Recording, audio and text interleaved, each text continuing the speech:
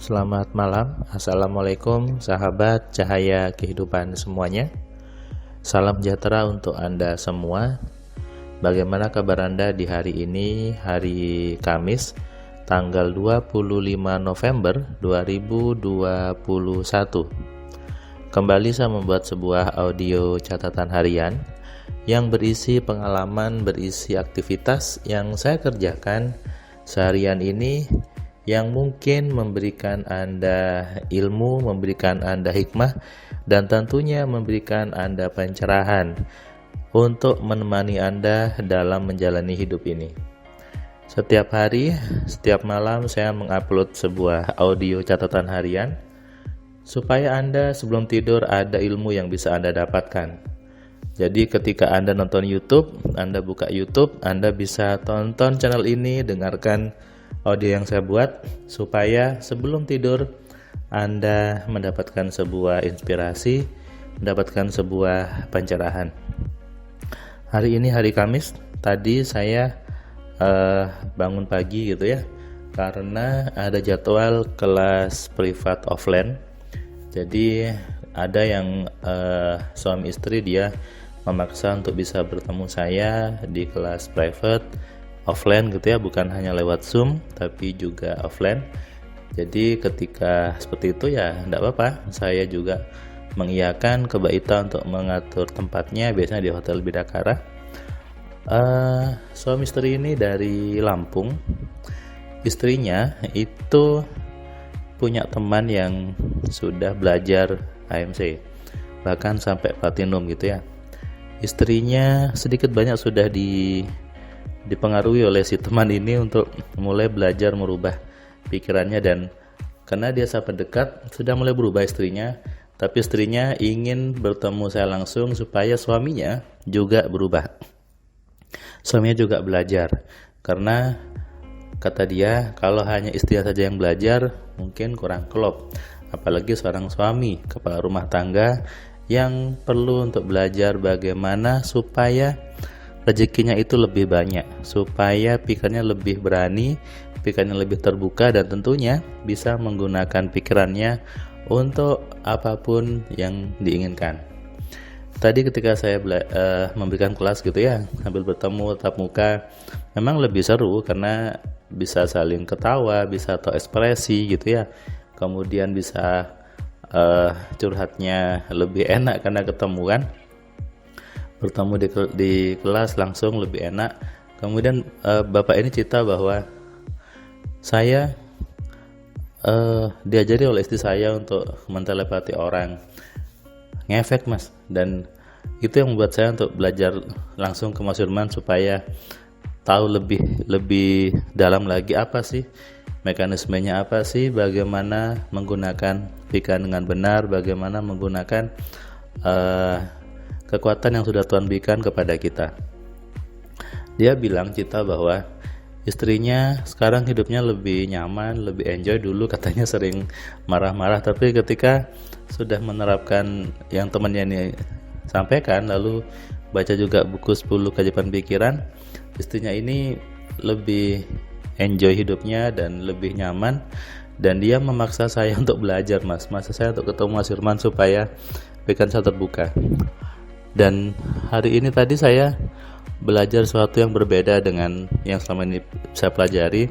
Si bapak ini pernah belajar juga tentang mindset kaya, kemudian ke acara-acara kelas lainnya kata dia tentang bawah sadar, tapi di kelas hari ini sepertinya itu semua luntur, dan saya menemukan sebuah ilmu baru yang lebih mudah, lebih simple, bahkan membuat saya kaget. Kok ternyata mudah ya, ternyata simple, ternyata sederhana. Dalam hidup ini sebetulnya semua bisa dibuat simple saja, bisa dibuat sederhana. Kalau lapar ya makan, kalau haus ya minum gitu ya. Itu istilah orang Jawa dulu, ya dilakoni ae gitu. Yang penting kita sudah benar ikhtiarnya, benar berpikirnya, maka pasti Tuhan dan semesta menghadirkan apapun yang kita inginkan. Semesta mendukung. Tapi ini butuh pikiran yang lurus, pikiran yang sinkron, pikiran yang selaras. Karena banyak orang itu cerita seperti ini ke saya gitu ya. Mas Firman, saya sudah berpikir A, tapi kenapa hasilnya B? Ya saya jawab, berarti Bapak mikirnya ada B-nya, makanya datangnya B. Itu hal yang biasa saja sebetulnya. Kita harus terus memperbaiki diri, memperbaiki program yang ada di kepala kita. Bahkan saya pun setiap hari juga memperbaiki program-program di kepala saya.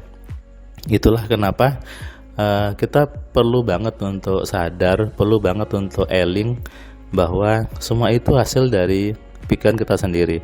Semua itu adalah hasil dari apa yang ada di kepala kita. Jadi dibenahi saja pikiran kita, diperbaiki, dirubah, maka kita bisa menggunakan pikiran kita untuk apapun yang kita inginkan. Seperti tadi Bapak tadi yang belajar suami istri tadi gitu ya. Suami istri ketika pikirannya selaras, pikirannya itu sejalan, nah itu power besar untuk narik rezeki sebetulnya. Tapi kalau sudah suami istri yang suaminya ke jalan A, yang istrinya ke jalan B, tidak selaras, jadinya apa? Sering berantem, sering tengkar, dan tentunya rezekinya juga jadi sulit. Ya, jadi harmonisasi dalam suami istri itu sangat penting sekali. Apalagi kalau masih baru mungkin ya, masih baru menikah, terkadang masih awal-awalnya aja cinta dapat seminggu sudah mulai ada mikir A mikir B kan. Nah ini yang harus diselaraskan, dibuat sejalan, disatukan supaya rezekinya itu lancar, supaya uangnya itu mudah untuk masuk. Makanya saya lebih menyarankan kalau suami istri belajar dua-duanya, jangan hanya suaminya saja atau jangan hanya istrinya saja. Dua-duanya lebih bagus. Supaya apa? Supaya sama-sama punya kekuatan, sama-sama tahu bagaimana memaksimalkan pikirannya. Banyak fakta di luar sana kan. Ketika suami istri, istrinya pergi, kemudian suaminya jadi jatuh, lalu ketika menikah lagi bangkit lagi gitu ya. Ya memang hidup ini harus berpasang-pasangan. Kalau ada sendirian, tinggal sendirian di rumah, nggak ada teman ngobrol, akhirnya apa? Bingung kan? Akhirnya pikirannya kemana-mana. Nah, makanya sama Tuhan dibuat berpasang-pasangan supaya apa? Bisa berkeluarga, bisa saling menikah, saling menyayangi, saling mencintai, dan menyatukan pikiran yang sama. Makanya buat Anda yang belum menikah nih, di akhir tahun ini November, ayo niatkan untuk menikah di tahun depan. Supaya apa? Hidup Anda itu terarah dan ada temannya. Teman untuk curhat paling tidak, teman untuk membuat impian yang sama, teman untuk mendukung keinginan supaya cepat terjadi. Ya, jadi jangan kelamaan untuk sendirian, jangan kelamaan untuk menjomblo. Ingat Tuhan menciptakan berpasang-pasangan. Maka segeralah berpikir untuk menikah, berpikir untuk berpasang-pasangan. Ingat, pasangan Anda, jodoh Anda itu hasil dari pikiran Anda sendiri. Kalau Anda belum dapat jodoh, berarti artinya Anda memang masih menolak untuk mendapatkan jodoh tersebut.